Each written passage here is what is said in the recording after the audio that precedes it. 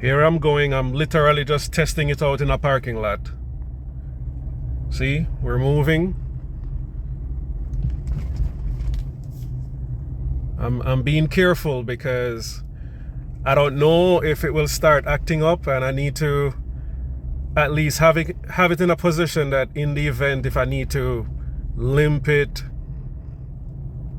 you know, God forbid, tow it back to parking, at least that will be my case. Obviously, I wouldn't want to have, I wouldn't want to shut down or have a problem parked up in front of somebody's vehicle.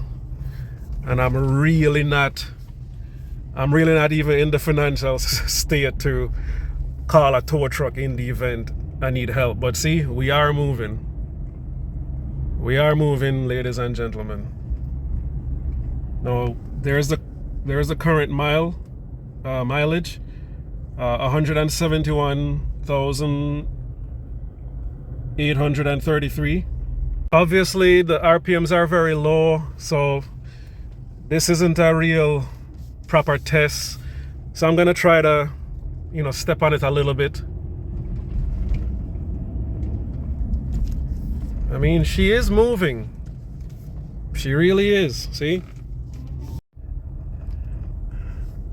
All right, I'm gonna try to give it a nice pull.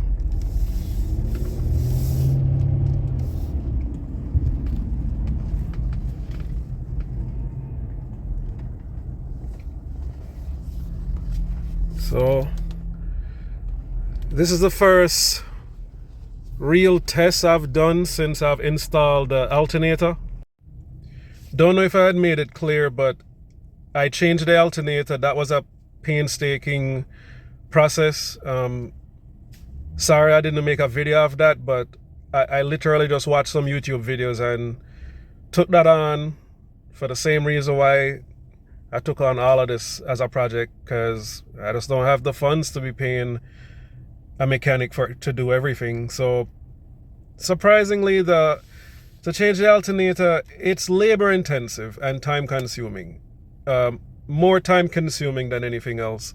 But I got it done. It just took a lot of time. I think it took me about an hour and a half to 2 hours just to remove it, and more or less the same amount of time to fit it back up. And mysteriously it worked. So far so good. Like I said, I really haven't given the van a proper test since I've been doing the flushes. Now, I would like to also clarify that I've done in total, since the first video, I've done in total about 3 flushes. And if I remember correctly,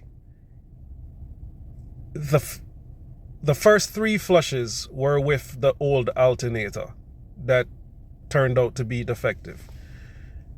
I did 1 more flush, so for a total of 4 flushes, and the last flush, which is the 4th flush, I also changed the alternator. Now, I don't know how true it is, but I read something, again, I'm not a mechanic, please, let's just be clear about that. I'm not a mechanic. I don't know a lot about these trucks. So all that I know is what I've read on blogs, looked up on other YouTube channels and so forth. But I read something somewhere that said, or hinted at the possibility that when the truck has a faulty alternator, that it could actually contribute to faulty operations in the transmission. I don't know if that's even possible.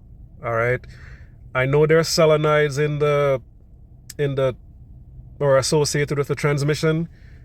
Sure, that runs off of power, electricity. So I don't know. Now, this to me would be the ultimate test, because the alternator has been changed. There's, from all indication, the battery is being charged properly. Everything is running properly from a charging standpoint. But as I'm making this video, we're at idle right now. I need gas. It's literally below the E right now. But again, I'm just keeping it within this parking lot. The truck pretty much has been parked up here for months, almost to a year actually. I've been busy with work, just busy with life. I have other vehicles to attend to. This one is still the experiment. All right. When winter comes, I don't have the time or the means to work on it, test it out, that sort of thing. If during this test it stops, it starts acting up, there is the possibility I may have to call a tow truck to get it to move. You know, I can't push it. It's all-wheel drive. So for those of you who know, you can't push it. You can't just put a vehicle. You can't put this in. You can't put it in neutral and simply just push it. Okay, it doesn't work like that, unfortunately. So saying I'm nervous, meaning if I get stuck somewhere, God forbid, I'll have to call a tow truck, and no, that's me spending money that I don't really have to spend right now. Nobody has money to waste right now. Inflation, we're in a recession. Life is just lifing right now. It is what it is. So I'm taking a calculated risk, which is why I'm keeping it local to the parking lot. I'm going to go again. See? Parked up. I'm going to move off again. All right, here goes.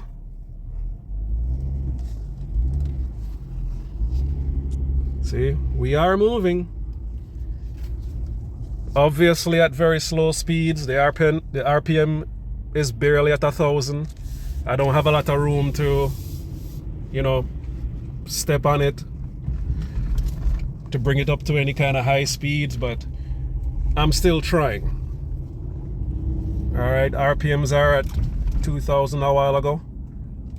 So she's moving.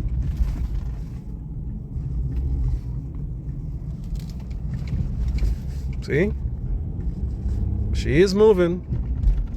I don't feel no jerkiness so far, no slipping so far. She is moving. So slowly but surely, you know, it's building up my confidence. So I'm gonna give it one more lap. Think of it as like a lap. It's almost like a circle or an oval. So I'm about to do it one more time. All right, I brought the RPM up to 2,500. She moves.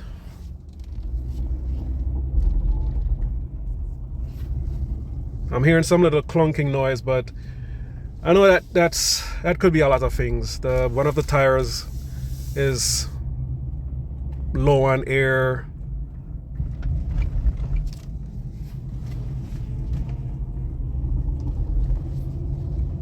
Suspension, I'm pretty sure all the suspension needs attention, and I know for a fact at least 2 engine mounts are pretty bad. So all of those are secondary noises that don't seem to have any association to the transmission, but she's moving. No hesitation.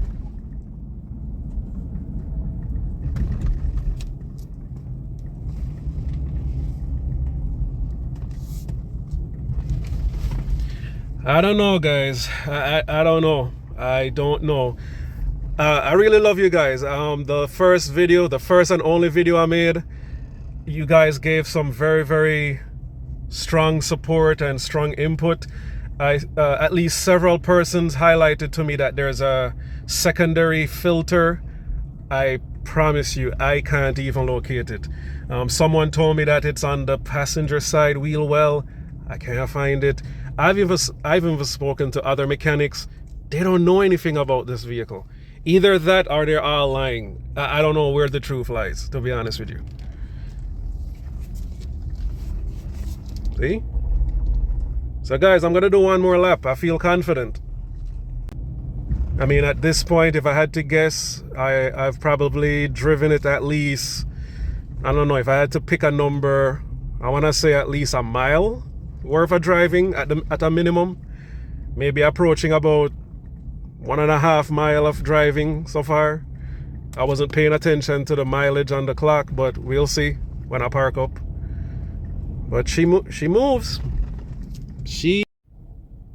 Okay, I'm parked up, guys. For whoever is watching this, and you have no idea how nervous I was. You have no idea. But also I'm somewhat impressed because not only because I'm the only one who's been tinkering with this and experimenting with the flushes and so forth, but I don't know, I'm just conflicted right now. I'm conflicted because I've been told, I don't know about you guys, but based on the views I got on that video, clearly this is a very common problem. It's clearly an unresolved issue. I've lost count how many shops I've spoken to. I've called and spoken to well over 20 plus shops. Like, I've literally called and spoken to various transmission specialists just for fun. I want to hear their input, right? And the minute I said Nissan Murano, they all react the same. They're like, yep, you need to change the transmission. Flushing won't work. Every single shop told me flushing won't work. Everybody told me you're wasting your time. Stop wasting your money. It won't work. And these are people I'm supposed to be trusting. Like, I'm not even exaggerating. Not one person gave me even an ounce of hope and say, hey, try it, it may work. Not one person. So what does that mean? Like, I'm really genuinely asking like a real meaningful question. What does this mean? Is it A, nobody knows what they're talking about?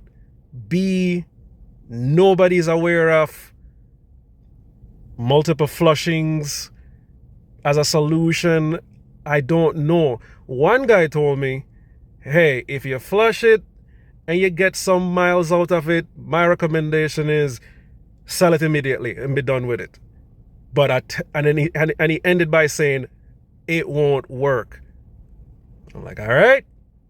But if you guys remembered from the first video, I don't remember what I said, but I bought this truck being fully aware from the previous owner that the transmission is dead. That's what they told me. It won't work. I was fully aware of that. I was like, all right, did some basic research. It sounds like the average cost to replace a transmission on these is about $4,200, $4,500, I think, and that includes labor and parts. That's what I've been told in general, right? Across the country, I've literally called shops, Nissan dealerships all over the country because it's a common problem. And as you guys witnessed, I did the first flush a very long time ago, around 2 years ago, I think in 2021. That's the first flush. The truck moved. I drove that truck for approximately 300 plus miles that winter period because winter was coming. We picked up the truck in about September, October, I think, and I did the flush somewhere around November, I think. I was driving that truck in November. I drove it for a full day, no brakes, no stop. It drove. And by the end of the day, at around 250 something miles, it started to act up a little bit. I'm like, okay, let me go home. It was like a type of slipping, but it was mostly like it went into limp mode. So from that experience, I'm like, okay, let me carry it home, park it up, which is what I did. Did another flush eventually. No, I didn't do a flush. I drove it again, and it seemed as if it was working. This warning light came on. I don't know what that is, but it came on. I tried to use my scan tool. It gave me a code. I don't remember what the code was. Unfortunately, I didn't look into it seriously. Again, the truck was driving. I got another 100 or so miles out of it the following day, and it started to act up again. So I concluded, okay, maybe it needs another flush, which is what I did. No, I did not do a complete flush.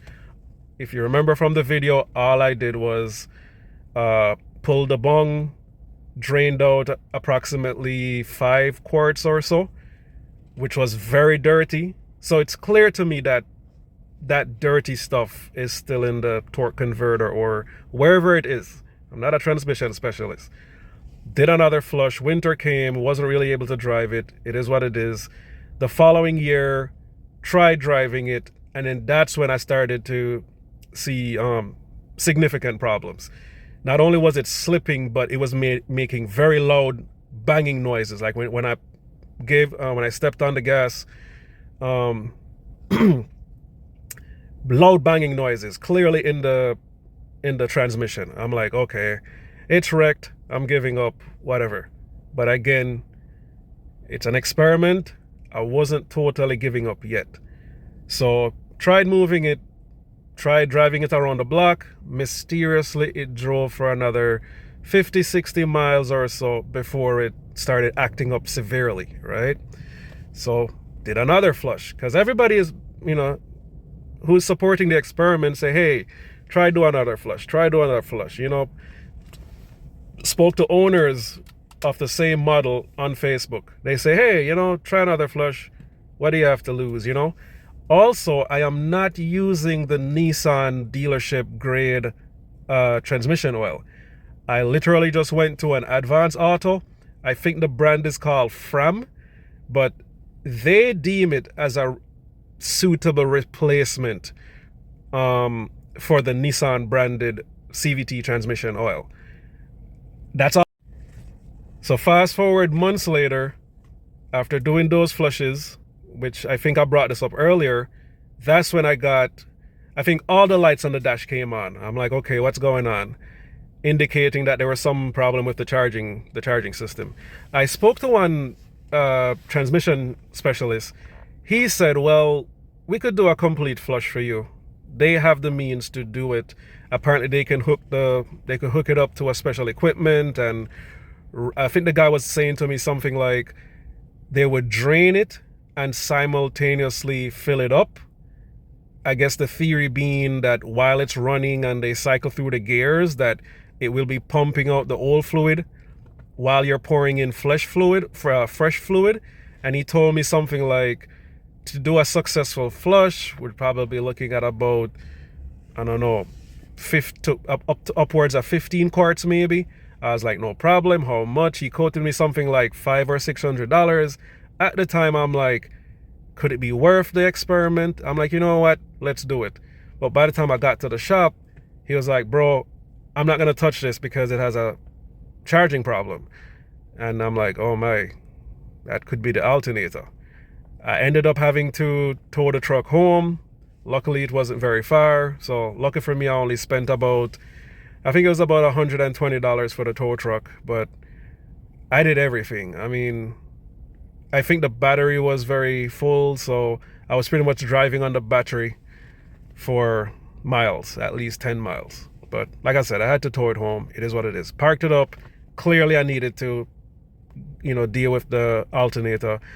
Hopefully, maybe I'll be able to upload some pictures of me working on the truck, changing the alternator. So, changed the alternator, did one more flush, and here we are, 2023, October, and now I'm doing this test. Now, I'm not gonna lie, this has really, really given me... Yeah, so the battery light's on. That means something is wrong with the alternator. And see, it will move, see? But after driving it for a while, then it starts acting up.